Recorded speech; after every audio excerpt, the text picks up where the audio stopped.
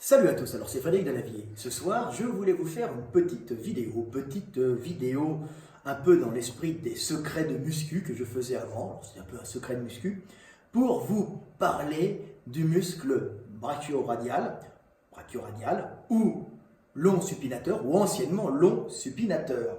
Donc je vais vous parler de ce muscle et je vais vous expliquer comment le travailler, je vais vous expliquer les exos que j'utilise pour le développer. Et ça peut être très utile aux gens qui ont parfois une faiblesse à ce muscle-là et qui veulent la rattraper. C'est le muscle qui comble l'espace entre le biceps, quand vous avez un biceps court, et l'avant-bras. Donc c'est un muscle qui est esthétiquement intéressant à travailler quand on fait du bodybuilding, mais c'est surtout un muscle qu'il est important de bosser pour la pratique sportive, de renforcer. Donc il rentre dans le cadre des muscles à travailler principalement pour la musculation de nombreux sports. Alors, je vais vous parler du brachio-radial. Le brachio-radial, pour que vous compreniez quelle est sa fonction et où il s'attache, je vous montre un peu ce petit squelette.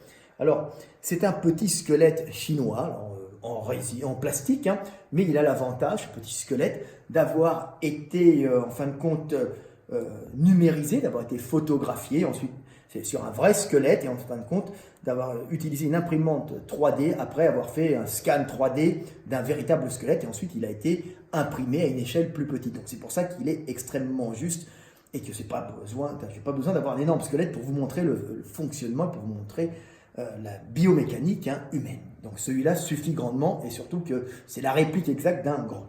Alors, le brachio-radial s'attache à cet endroit-là, sur le radius, et il vient s'attacher ici, sur l'humérus, sur cette crête externe que vous voyez à cet endroit-là. D'ailleurs, c'est lui qui façonne, par le fait de tirer dessus lors des actions qu'il produit dans la vie, qui façonne cette crête, et qui façonne aussi cette attache assez imposante. Donc c'est un muscle qui est fréquemment utilisé.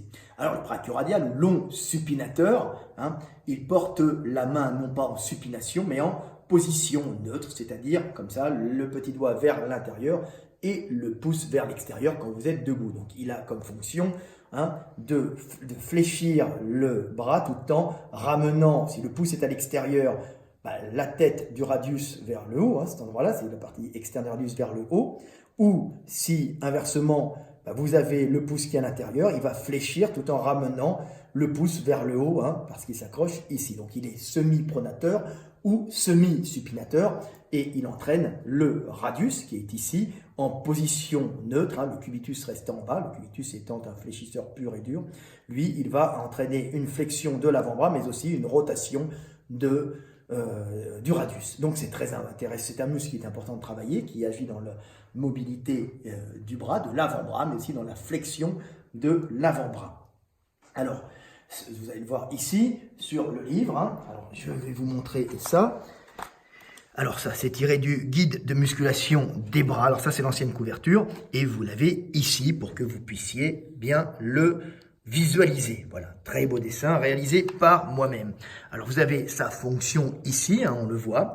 Il porte le bras, il a une forme en hélice et il porte le bras, soit en semi-pronation, soit en semi-supination. Vous voyez qu'il a une forme d'hélice, donc il part comme ça et il fait la semi-pronation, donc il ramène là, ou la semi-supination. Voilà, comme ça. Hop, il fait ce mouvement-là, là, ou ce mouvement-là. Mais en général, il fait en même temps la flexion. Il a deux fonctions.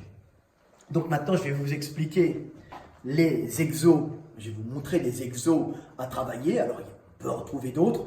Ceux-là, je les aime particulièrement et je vais vous montrer un peu une triplette pour le brachio-radial. Alors, je vais vous montrer ça. Alors, premièrement, c'est très agréable de travailler au câble. Donc, on prend le câble, on prend une poignée qu'on utilise en général pour les triceps. Donc, c'est une poignée pour faire en général la partie externe du triceps. Donc, vous faites comme ça, vous travaillez plus la partie externe avec ça. Donc, on va baisser la poulie, on va la mettre en bas. On va prendre les mains en position neutre. Et on va travailler à ce moment-là en série. Alors, au début, en série très longue, vous voyez. Voilà. On commence. ne pas hésiter à maintenir la tension et on fait des séries de 20, 30, 40, 50 jusqu'à la sensation de brûlure. Et après, on peut progressivement augmenter la charge pour arriver à après 10 répétitions. Des fois, on peut monter un peu, c'est un peu un travail en force. Pas besoin de travailler la supination et la pronation avec, c'est sa fonction dans la vie, mais pour bien le sentir, c'est très agréable de travailler comme ça. Il ne faut pas forcément le travailler très lourd, mais ça le bosse très très bien.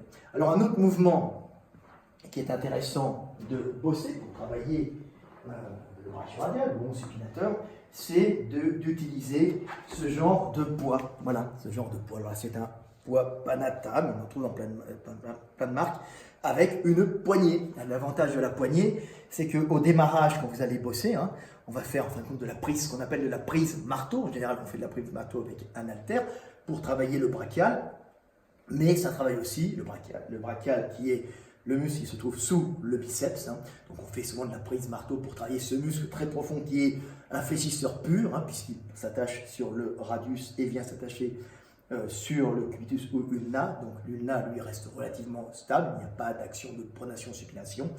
Donc là, on va mettre la main en semi-pronation ou semi-supination, en prise neutre, et on va travailler avec ces poids, un peu comme ça, voilà, ça tient la poigne, ça travaille la poigne en même temps.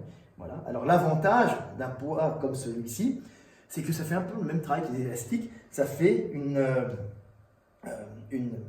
résistance plutôt progressive, puisque la forme du poids, ce n'est pas du tout la forme de ce disque, fait que le centre, la charge s'éloigne de plus en plus de l'axe, et la charge ressentie sur le muscle est plus importante. Donc c'est un petit truc, ça permet d'être beaucoup plus proche de on va dire de la fonction de ce muscle, c'est-à-dire d'avoir un démarrage relativement facile, et on arrive à cet endroit-là où ça devient beaucoup plus dur, mais on a déjà pris de la vitesse, donc c'était excellent, c'est beaucoup mieux qu'un haltère en prise marteau. Voilà. Donc un dernier petit, alors ça on peut le faire après. Alors on commence, on fait de la série longue, l'important c'est de maîtriser le mouvement, il ne faut pas que le poids parte d'un côté ou de l'autre. Et vous avez ensuite, on peut terminer tout simplement à la barre fixe en prenant, voilà c'est ma barre qu'on vient de m'offrir, la Rock, je l'ai pris parce qu'elle est extrêmement stable, c'est ma barre fixe la Rock et sa cage, voilà. Et on peut faire de la prise neutre pour travailler le brachial. Alors ça travaille les dorsaux, ça travaille le brachial, le brachioradial. Ça travaille le brachioradial, les dorsaux, et le brachial qui se trouve ici. Mais moi j'aime bien l'utiliser pour bien finir le brachial. Donc on se met comme ça, hop, hop, en prise neutre. Et puis on va s'amuser à faire de la série, tout simplement, tu vois. Hop.